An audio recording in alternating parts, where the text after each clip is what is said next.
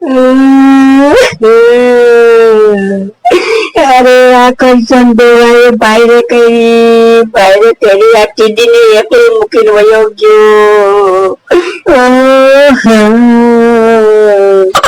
અને મારે ઉપાધિ નો પાર નથી. ઉપાધિ મુક્ત ગયો. ઓ માં કરશન તો હારો હતો. વાળે બકરા લઈ જાતો, બકરા ચરાવતો.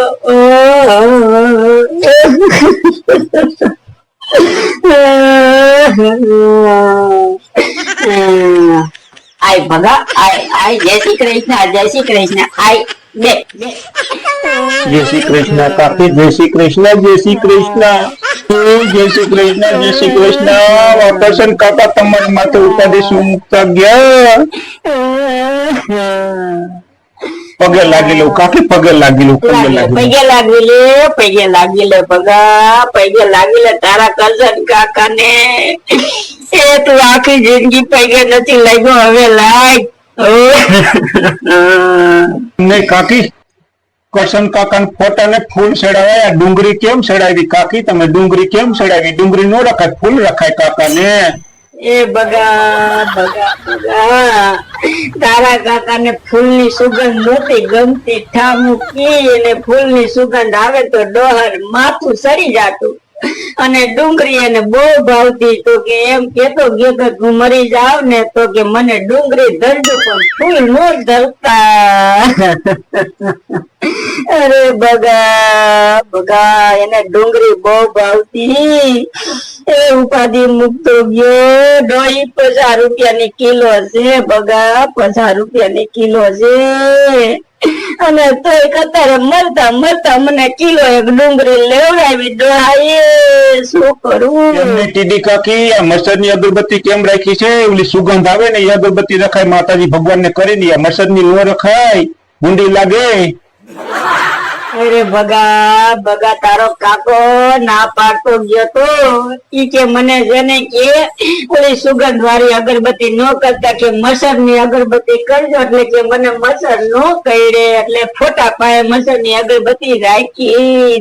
તારા કાકા ને મસર બહુ કરતા બગા, તારા કાકા ને મસર બહુ કરતા. એટલે ઓલી સુગંધ વાળી અગરબત્તી કે ભગવાન માતાજી ને કરો, એ મને નો કરતા. મને કે મસર ની અગરબત્તી કરજો. મસર ની અગરબત્તી કરી તારા કાકા ને જાતા 50 રૂપિયા નો અગરબત્તી ના બંડલ નો ખર્ચો કરાવતો ગયો તારો કાકો. તમને કાકી આ ફોટા પાસે વિક્સ ની ડબ્બી કેમ રાખી છે? નો રખાય વિક્સ ની ડબ્બી, ફળ ફૂલ રખાય, વિક્સ ની ડબ્બી નો રખાય કાકી, વિક્સ ની ડબ્બી નો રખાય. એ બગા તારા કાકા ને અમે દવાખાને થી લઈને આયા ને ત્યારે હાલતા વિક્સ ની ડબ્બી લેતા આવ્યા. તારા કાકા ને કબજિયાત બહુ થઈ જતું બગા. એટલે વિક્સ ની ડબ્બી ડોહો ખીજામાં રાખતો, માથે મૂકી દેતો આંગળી બોરી. એટલે વિક્સ ની ડબ્બી રાખી જતા કાકા ને માથું દુખે તો સોપડી લે બગા. જાતા વિક્સ ની ડબ્બી નો પચાનો ખર્ચો કરતો ગયો તારો કાકો. ભૂંડું લાગે.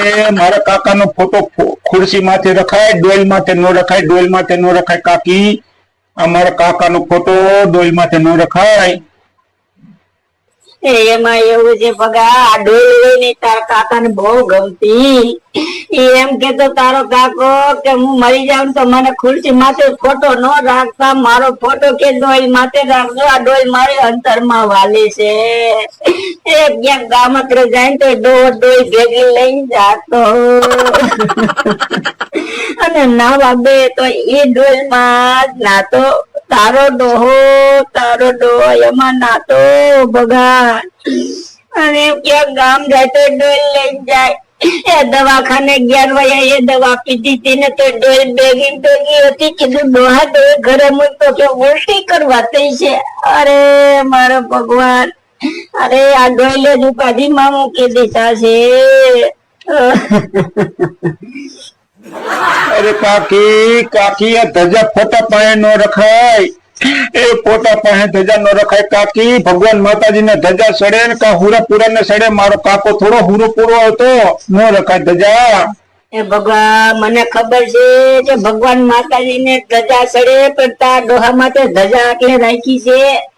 અરે એની વાત કોઈમાં તું આ ડોહો કાંઈક ઢૂંઢતો શું ધણતો ઈ નો ખબર પડી પણ જે ધૂણતો તો ખરો એ ટીવી જોતો હોય ને કઈક ભગવાન માતાજી નું ભૂત નું રાક્ષસ નું આવે તો ધૂણવા મનતો એ ગામમાં કઈક દાખલા વાગે ધૂણવા મનતો કોક લગન ગીત ગાય તો ધૂણવા મનતો ઓલો પેથાનો છોકરો આવે મોબાઈલ ની અંદર ગીત વાગતા હોય તો ધૂણવા મનતો. અરે મારો રહ્યો શું ધૂણતો એ ખબર ન પડી બગા. પછી જાતા જાતા કેતો ગયો મારો ફોટો રાખો ને તો માથે ધજા રાખજો હું ધૂણતો એટલે પૂરેપૂરો બાપો થાય. કાકી કાકી એને પૂરેપૂરા નો કહેવાય, પૂરા કહેવાય, પૂરા કાકી. તો માતાજી ના ભૂવા હોય એને પૂરા કહેવાય. આ શું ધૂણતો એ ખબર નથી એટલે આને પૂરેપૂરો બાપો કહેવાય, પૂરેપૂરો બાપો કહેવાય, પૂરો બાપો નો કહેવાય. બધા મને બધી ખબર પડે. જાતા જાતા 50 રૂપિયાની ધજા લેવડાવતો ગયો ડોહો દેણું કરતો ગયો.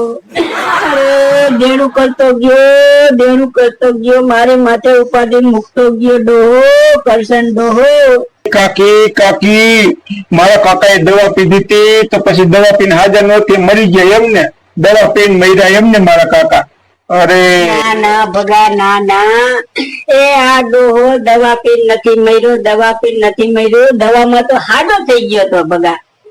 અરે દવા પીધી ને તેરે તો હું તને ફોન કરવો તો પણ અંદર રોયાના ફોન માં 108 નંબર ને બદલે 801 લખેલું હતું. તને મેં ફોન નો કર્યો. આ ડોહાના ફોન માં નંબર એ બધા ઊંધા લખેલા હોય. 108 ને કરવાનો હતો ફોન તો કીધું છે ને બગાને બોલાવીને 108 ને ફોન કરી તો એમાં નંબર સેવ હતો 801 તો તને ફોન પછી નો કર્યો ને ઓલા ગાડી વાળાને નો કર્યો 108 વાળાને. પછી પેથાને બોલાયો ને રિક્ષામાં ડોહાન નાખ્યો દવાખાને ગયા ને તો ખાટલા એ કઈ ખાલી નહીં બધા ખાલી નહીં. હવે ઉપાધિમાં નાખ્યા ડોહાએ શું કરું એમ નહીં કાકી. પછી ખાટલા ખાલી નહોતા તો તમે શું દવાખાનેથી પાછા ઉતાર્યા ને હાજર થઈ? દવાખાને જાય પાછા નો આવે બગા. દવાખાને જાય પાછા નો આવે. આ તો ડોહા હાજર થઈને આવ્યો પણ છે ને ખાટલા ખાલી નહોતા ને તો અહીંયા 4-5 પટાવાળા હતા ને તો આ ડોહા ને હેઠે ગાડલું નાખી દીધું. બાકી એને દાખલ કરી દીધો ભગા. દાખલ કરી દીધો હેઠું ગાડલું નાખીને દાખલ કરી દીધો. આ ડોલ તો ભેગી હતી તો પછી ખાટલા નહોતા મળ્યા ને હેઠે પથારી કરી દીધી તો તાત્કાલિક સારવાર ચાલી થઈ ગઈ એમ ને? મારે કાકાની સારવાર થઈ એમ ને?